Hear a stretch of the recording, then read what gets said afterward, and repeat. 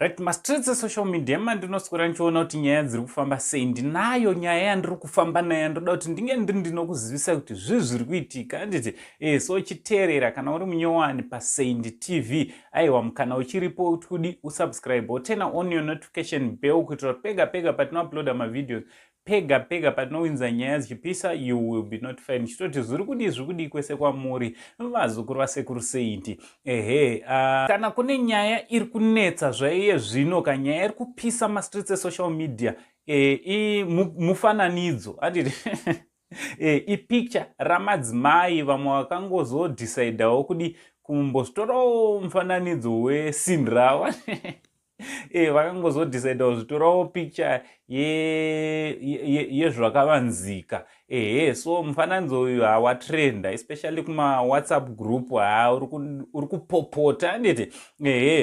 Kune mamwe social media platforms hausi kutenderera zvakanyanya, uri kutenderera wakaita sezvatakaita panapa, nemhaka yekuti zvone hazvitenderwe nemamwe platforms handiti.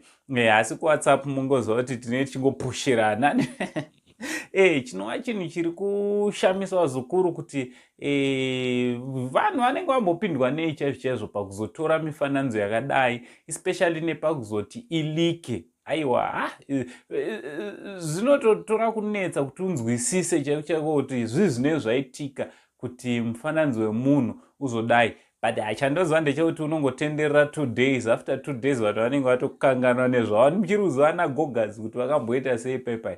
Zvinhu zvinenge zvichingotrenda kwenguva iyoyo, but zvinenge zvisina basa.